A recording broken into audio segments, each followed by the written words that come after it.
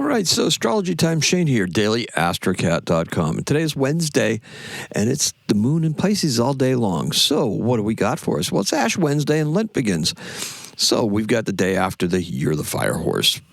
And our sun is going to join the moon in Pisces today at 10:52 in the morning. Pisces season is here. Gentle, imaginative, intuitive Pisces, easily addicted, escapist, and gullible Pisces, sublime, attuned, and spiritual Pisces, ruled by both Jupiter and Neptune, exploring our inner depths. This Pisces season is going to be instrumental in how we expand and engage our creative and artistic pursuits. Today, the moon trines Jupiter, and this is a great starting point. The moon is conjunct both Venus and Mercury today, our personal planets, right? Our capacity for attracting others wells up from inside of us. Intuitively, we're going to know what we need to do, but try not to be too hasty. Pisces loves nostalgia almost as much as Cancer does. This isn't much in our way today, though. There isn't much in our way today. Think about this. We're going to open up the gates and see where the flow is going to take us. Creative flow. Stay on message. And today's keyword is appearance. Now, our color is a misty waterfall. A misty waterfall. I like that. So, just like that, the seasons shift. Our detached viewpoint needs to be maintained, okay? There's the emotional backstories and profiles, they're soon going to fade, and we'll be facing the same problems that society has been dealing with for the last several years. Today affords us an opportunity to put some actions into play that will test the waters of this new season, the Pisces season. Side hustles only. Okay, that's what we're talking about.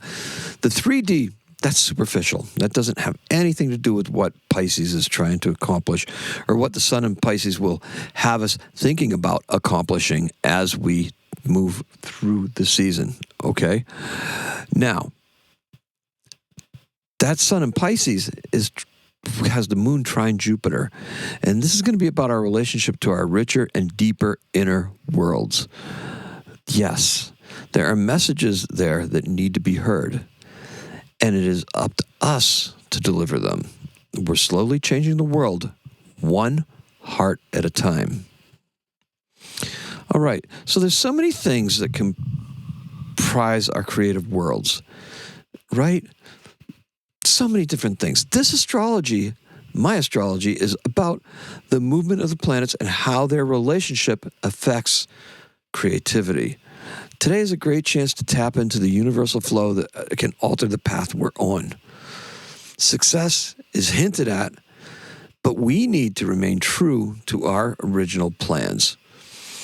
Consistency, that's a key. And we're going to have to go beyond appearances. There's our keyword. And fully embody what it is that we're working towards. Okay. So from 1:31 p.m., we enter a heightened awareness of what it is that we are trying to accomplish.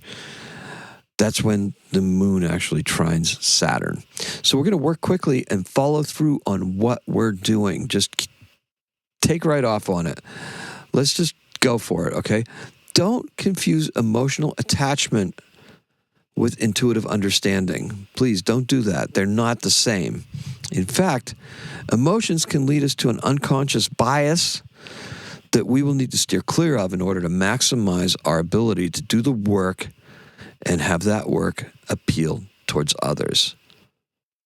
Boy, okay, so a lot of things to unpack there.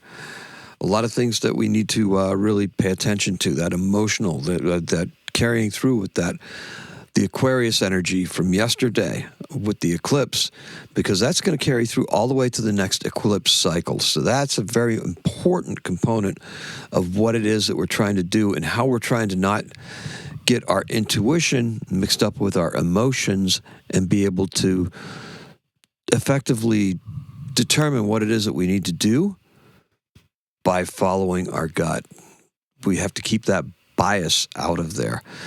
Now, if you've been able to decouple some emotional stuff in the last couple days, let me know down below. It worked for me the day before, on the day of the 17th.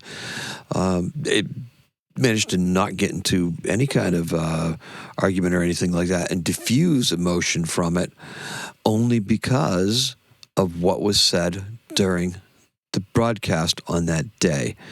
That's right. It was very, very germane and relevant.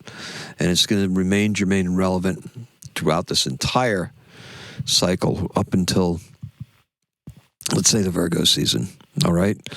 So, let's talk about this. Let's end this. The last couple of days have been very verbose. I have a feeling that I want to do my Pisces. I missed my Aquarius preview.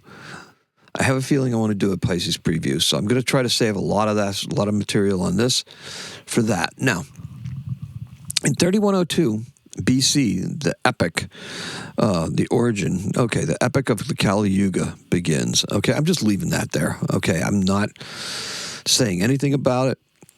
I just want to put that there as a notation. And in 1836, Ramakrishna Gadadhar, he's an Indian mystic and yogi. He preached the unity of religions, born in Kamarpur in British India, and he died in 1886. That is all I have for you. I think we'll talk about this a little bit more, too, because it's interesting with the year of the horse and everything like that. It's all Chinese astrology. And I really strongly suggest you look up your Chinese astrology, your sign, the year that you're born, and wear the appropriate colors. Do some of that stuff to bring some good fortune into you. Do the Feng Shui thing, right? Make sure you're paying attention to the directions. All of this has some relevance, and it can all add... a different aspect, a different facet to what it is that we're talking about here. I like to bring everything in, much like that guy that I mentioned his birthday, right? The Ramakrishna, because that was, he's talking about unity of religions. We're talking about unity of metaphysical things that are around us that tend to all feed into the same thing, because guess what? It's all vibrational, and it's about elevating our vibrations and bringing those vibrations forward and bringing creative vibrations and aligning with them and going with that flow. That's all I have for you. Let's recap. Today's keyword is appearance, and the color is a misty waterfall. Thank you for joining me. I appreciate and love every single one of you. Do all the nice things, like, follow, share. Share. We're growing. We're growing so fast. It's just happening. And I really appreciate and love every single one of you for that. Thank you. Today's a 7. Happy astrocatting.